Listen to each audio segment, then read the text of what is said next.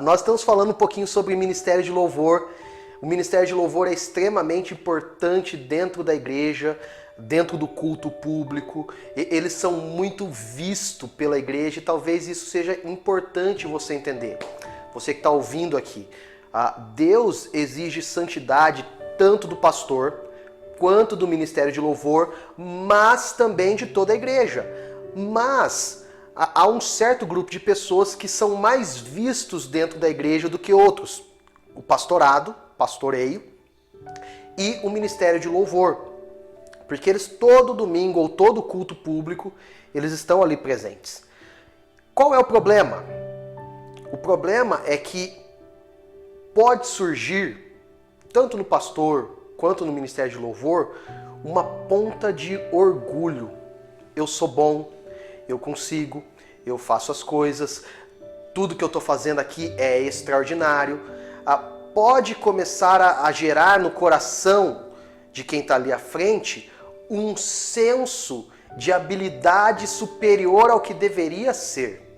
Não que você não seja habilidoso, não que você não tenha competência e habilidade, pelo contrário, você tem tudo isso. Mas isso pode se tornar um problema na sua vida e na vida da igreja. Qual é a resposta para isso?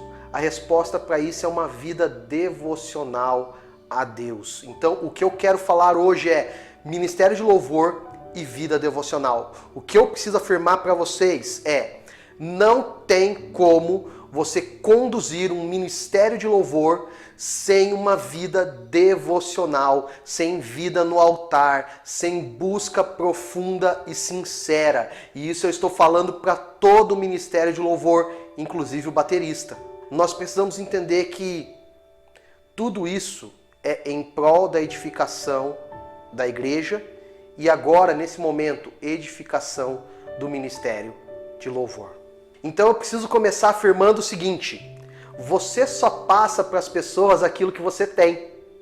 Se você não tem relacionamento com Deus, você não consegue passar isso para as pessoas. Você pode ser o melhor cantor, o melhor guitarrista, o melhor baixista, o melhor tecladista, o melhor saxofonista, o melhor tocador de gaita.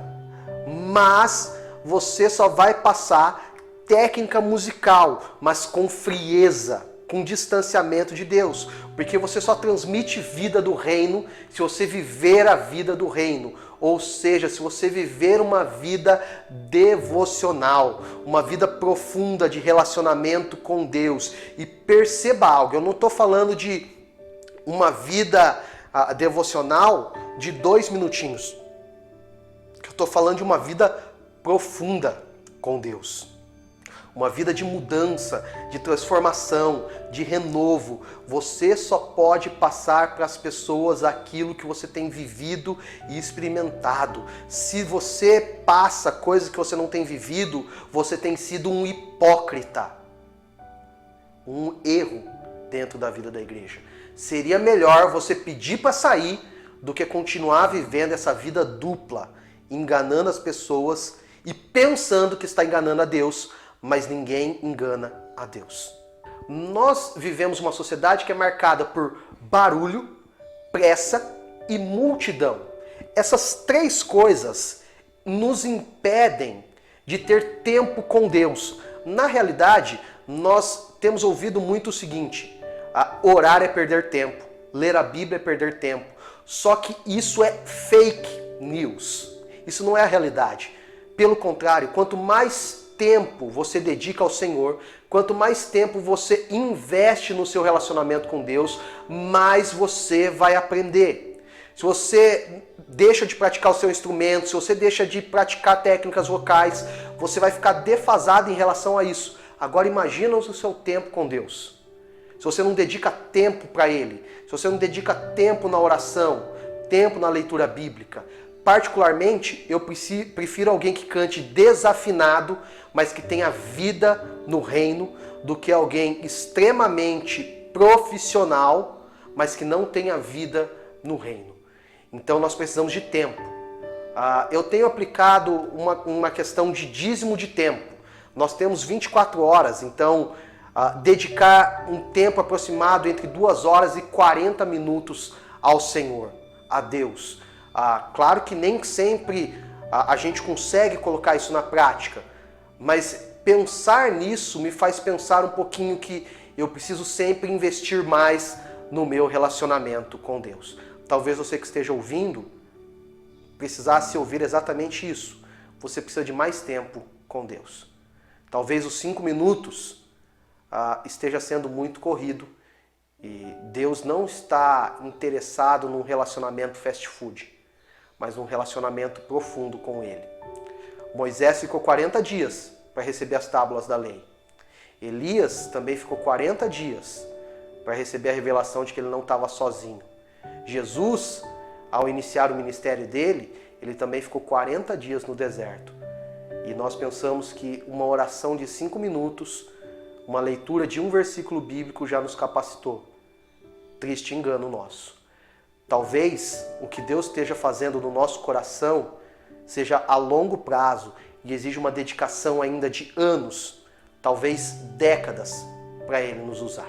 Terceira dica: a sua devoção não é para a sua ostentação.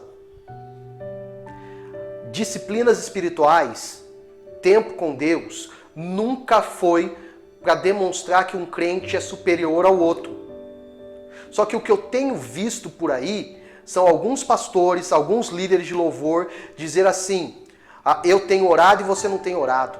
Eu tenho lido a Bíblia e você não tem lido a Bíblia. Eu tenho jejuado e você não tem jejuado. Sabe qual é o problema disso? O problema disso é orgulho. E a palavra de Deus diz que o orgulho precede queda. Então eu preciso te afirmar algo. Se você até hoje tem vivido a sua vida com Deus, tente viver a sua vida com Deus a partir da humildade. Só que a humildade você não consegue conquistar por força própria. Você precisa de algum outro mecanismo que te leve para isso.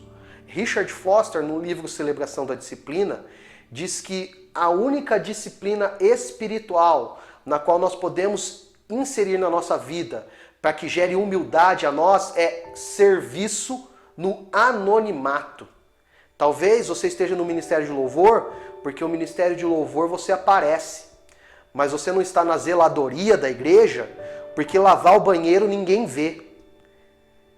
Talvez o que Deus esteja querendo de você seja um tempo mais na zeladoria e menos no louvor, para gerar humildade no seu coração. Porque tocar no ministério de louvor, orar, ter tempo de devoção, não serve para ostentação. E deixa eu te afirmar algo, nem dons do Espírito Santo, como nós temos visto por aí. Senão nós criaremos casta. Fulano de tal tem um dom específico, então ele é superior aos outros. Mas Deus não faz acepção de pessoas. Quarto e último, já que nós não somos chamados para ostentar a nossa vida devocional, para que nós somos chamados? Nós somos chamados para inspirar outros. Eu desde pequeno, desde quando eu tinha os meus 13 anos, eu toco no Ministério de Louvor. E eu percebo que as crianças ficam olhando para quem toca no louvor e ficam imitando, tocando violão, tocando bateria. E isso é inspirador. O Ministério de Louvor inspira futuras gerações. E muitos músicos bons que estão por aí no mundo começaram dentro da igreja. Você já é uma inspiração para várias pessoas. Agora a questão é, a sua vida com Deus é uma inspiração para as outras pessoas? As pessoas, quando elas olham para você, elas pensam assim: eu quero ter a vida com Deus que Ele tem. Não no sentido de inveja, mas no sentido de aprendizado e crescimento. Eu creio que esse seja um caminho especial para o Ministério de Louvor que transcende a questão musical. E nós precisamos nos atentar a isso. Obrigado por nos acompanhar até aqui nesse vídeo e nesse canal. Vocês têm colaborado e muito para a expansão desse ministério que Deus tem nos dado. Curta, comente, se inscreva, compartilhe esse vídeo. Forte abraço, Deus te abençoe. Oi pessoal, tudo bem com vocês? Essa daqui é uma novidade do canal, é uma caneca do Pregando as Escrituras. Ela é muito bonita, ela é em porcelana e aqui do outro lado nós temos Efésios 2:8, tá? Se você deseja adquirir essa caneca e abençoar a nossa vida e o nosso ministério, aqui embaixo você vai ter as informações necessárias para adquirir. Valeu, forte abraço, tchau, tchau.